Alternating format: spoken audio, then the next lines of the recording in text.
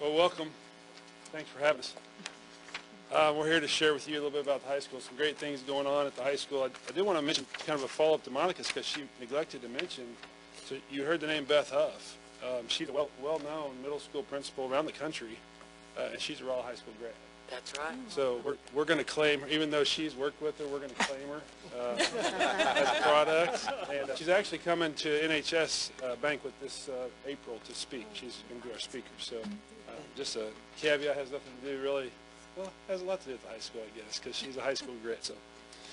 So anyway, you have in front of you the school improvement plan for the high school. You'll see that there's 4 goals on there, so we're going to kind of talk on it tonight. Just to tell you briefly how those were developed, each year we start at the beginning of the school year with our staff. We take last year's goals and strategies and we look at those and we evaluate what did we accomplish. Let's take it off. What did we meet or not meet? Let's talk about whether we need to continue that, alter it, edit it, continue with it the way it is. And also what is there new that needs to go on. And so our staff, we break up into groups and we brainstorm that. We use our leadership team to facilitate that process. And one of our CSD days that we have, that's part of what we do during that day, is we meet and do that. And we take the suggestions, the notes back from each of those groups. The leadership team gets together with all the administrators and we talk through how to wordsmith what we want to accomplish. And so what you have in front of you is what we came up with for this year. We're going to cover today not all of the strategies that are listed there. And so what you're going to see over the next few minutes is last year, a few of last year's strategies that we met, maybe ongoing, maybe didn't meet. We're going to see some of that. But we're not going to touch on every strategy because there's just so much that goes into it and so much to do. So you'll see that. We're also going to touch on new stuff for this year, and so each of us we kind of arm wrestled for who got what goal, and so that's kind of where we are. So again, thanks for having us. I'm gonna turn it over to Sheri. She lost, and so she has to do the first one. She lost. And so I'll turn it over to her, and she'll talk you through the first goal. I'm kind of in Monica's camp with no matter how many times you do this, it's still a little nerve-wracking. This is the first time they've given me the clicker, though. Oh, that's so this, interesting. you know, I'm improving in their estimation, I guess. Let's see here. So our first goal speaks to our overarching endeavors to maintain a positive school climate. What you're seeing here are some of last year's goals. As you can see from the slide, encouraging all of our students to be present 90% of the time is a goal that has already been consistently met.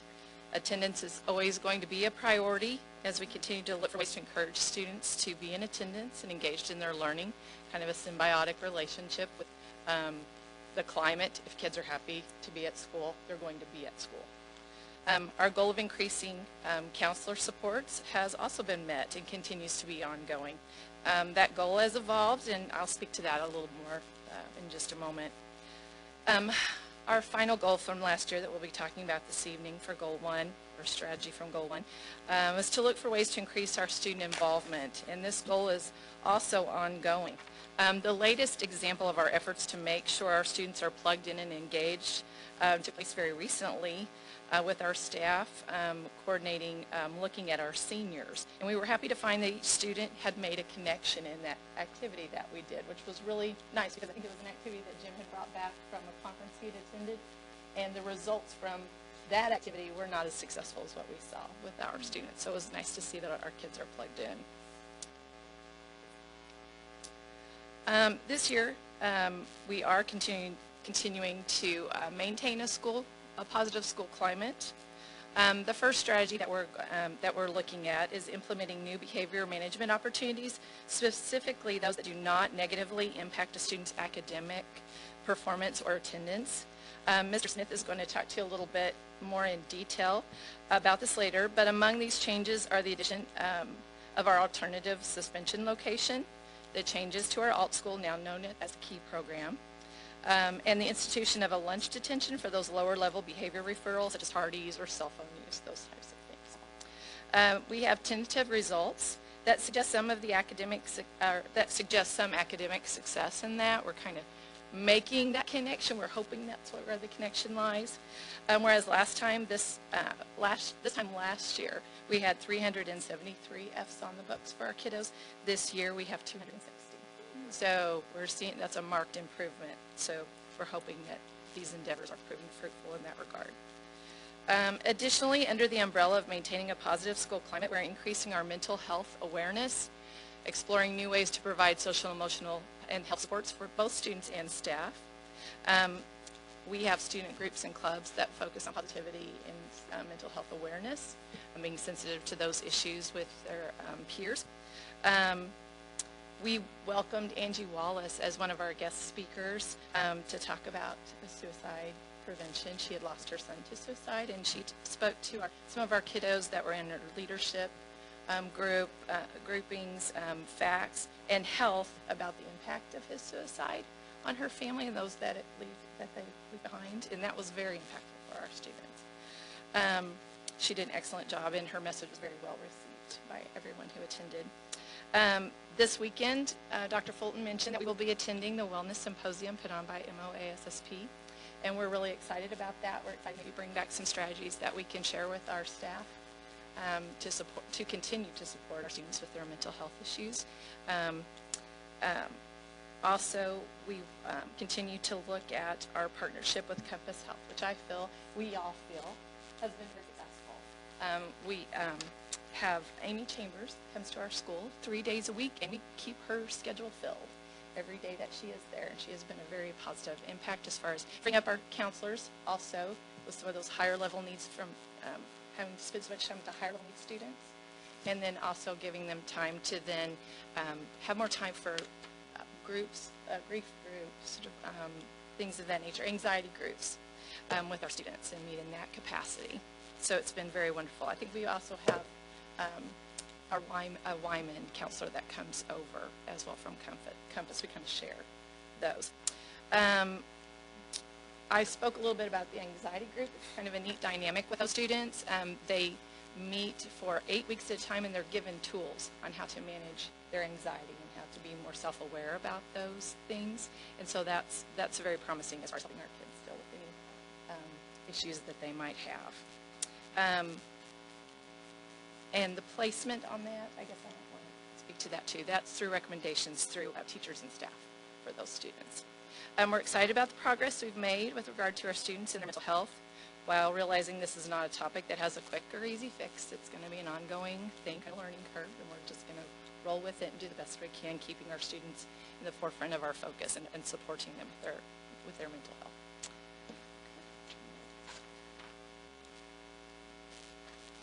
Good evening. Good evening. My goal is on technology. That's part of my job at the high school, is to work with teachers with technology needs, as well as our information technology facilitators. I can't remember. That's their name.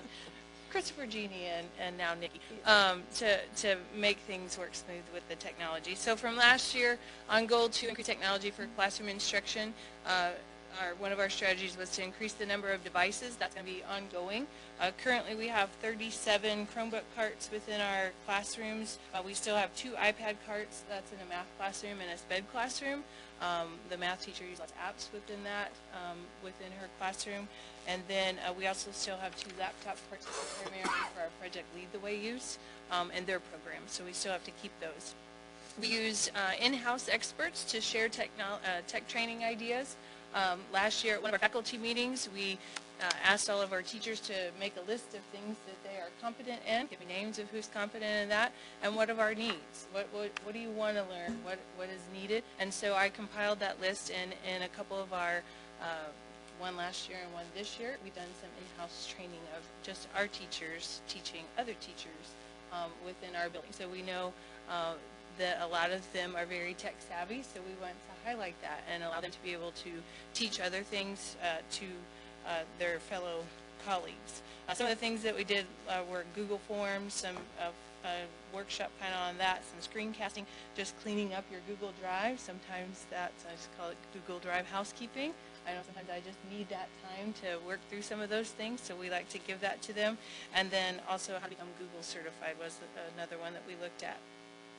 And then lastly, from last year's strategy, we said improve and update media center to include establishing a tech hub. That one has not been met fully. That we've kind of continued that on for this year as well. Some of the things that we did with that last year, we kind of surveyed and looked at what the students needed or what they would like to see within our library. That library has been the same since it was constructed in, I believe, what, 93, 92, about the time I was coming into high school. And so it basically looks the same as when I was in high school a few years back. So we're wanting to update that to the tech, the idea of having some areas of collaboration with students and have that technology piece in there. And so we're very excited to continue with that goal.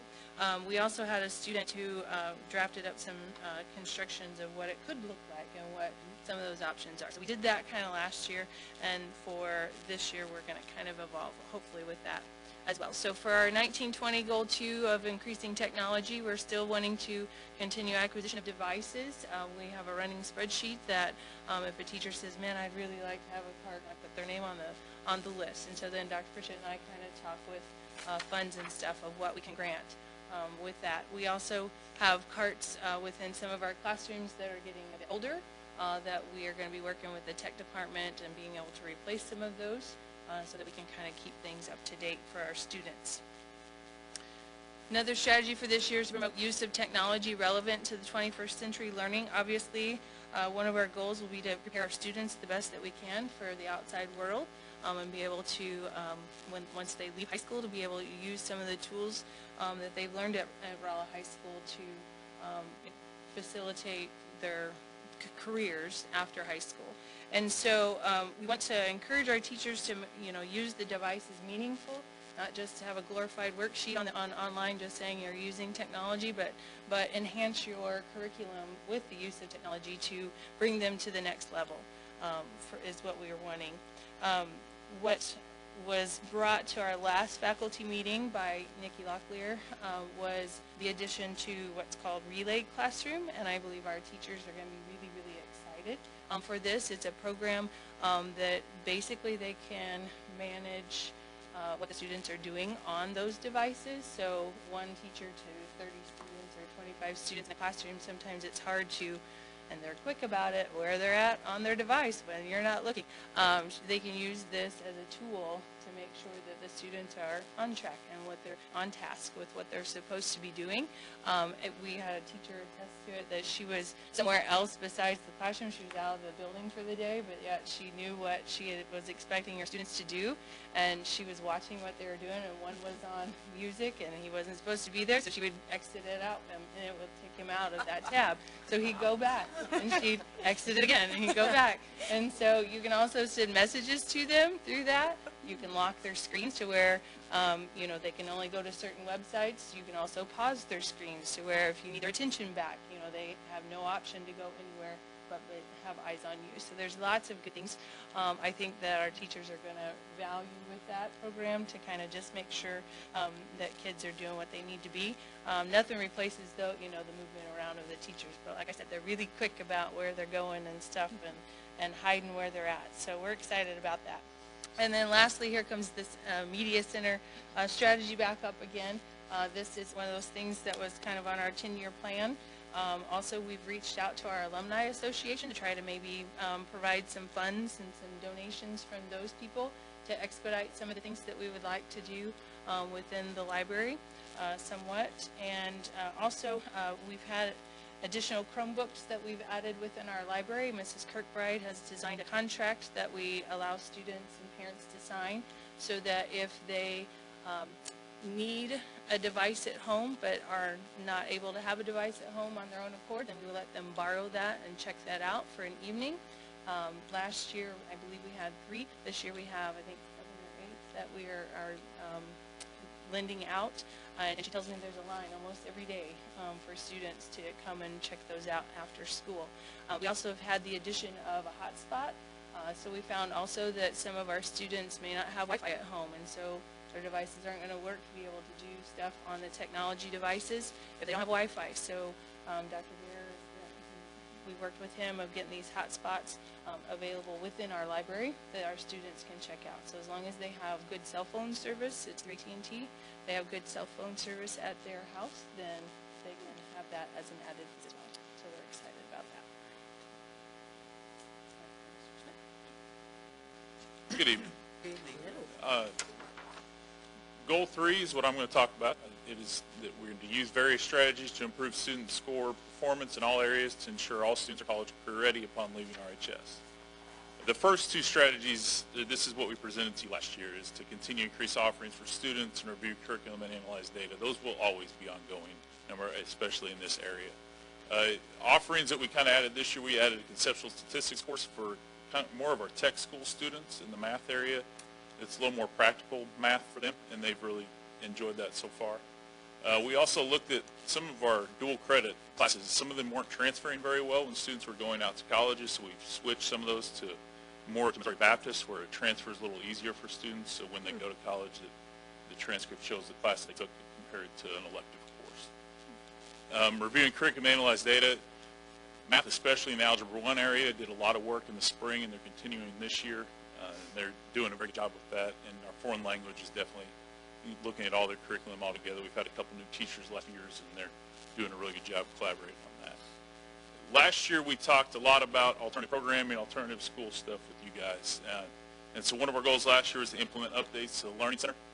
That's something that we did last year. We did more over the summer, and it's something we're going to continue to be doing. We made a significant change in the culture over there at the Learning Center, and happy to report this time last year we had 18 students that had enrolled in the program.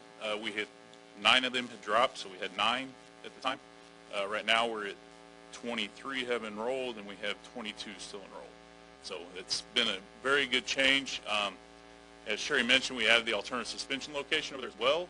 So 22 students along with the alternative suspension location. We've had to look at what we can do to house all these students, and we've talked about some changes that we're going to make that are fairly easy that we're going to look at actually in the next couple of weeks. So Dr. Salas may have talked about with you guys. Completely. Okay. They're pretty minor. That's why I have completely.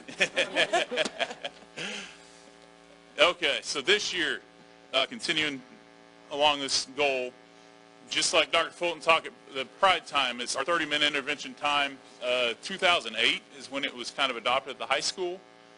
There's been some minor changes to it, but we really haven't looked at it to say, hey, is this really what we want to do? Is this the best use of our time? So we've put a committee together of 6 or 7 teachers, but the best part is we have 3 students on the committee as well. And because the time is for the students. It's really, it's when they can take a break in their day from the hard grind of their classes, they can get some work done, they can get the help they need. And we've had 1 meeting, and it was very, very informative, and the kids did a really good job talking what they needed. The deficiency in our Pride Time definitely is the RTI students are at RTI in the afternoon, so they don't get the Pride Time. So actually the day after I had that meeting, we went and talked with Dr. Herman and Mr. Chapman to figure out how we could alleviate that a little bit. We're already making a couple changes to that. There's not a perfect way to do it because of all the sending school students and all the scheduling changes, but we're definitely going to be looking to see just what we can do better for our kids during the Pride Time. Thanks to you all, we are implementing our school day ACT for our juniors again this year. We've had about 200 sign up, which is about what we budgeted for, so that's right on track with what we were thinking. We'll do that February 25th. We're just now starting that process, but the kids have definitely been excited and appreciate that. They also had an opportunity to take a free one in December on the weekend, and that one's been well received as well. We're going to continue this year to, along with the alternative program from last year, review our web-based alternative learning curriculum. We've used A+LS for quite a long time. It has definitely served its purpose, and it still does a very good job for us. It may still be the best answer, but again, we just kind of want to look to see, is there something better out there, and what is going to best serve those kids that we can get in those situations. And then lastly, we dove into launch, it would have been 2 springs ago, or a year ago last spring, I think. We dove hard into it last summer, and we're kind of just learning the positives to it. There's definitely a lot of positives to it. There is some negatives to it. This summer, we actually had our own government, personal finance, and health courses that we did in-house, and those were very successful. It was very good for our teachers to develop them. They did a really good job with it, and the kids really appreciated it. But we're just trying to figure out the best way that it can supplement what we're doing and not take over what we're doing and not take the place of the socialization in the classroom and with the teachers that all our students need. And so we're still working on that, and we will continue to throughout the year.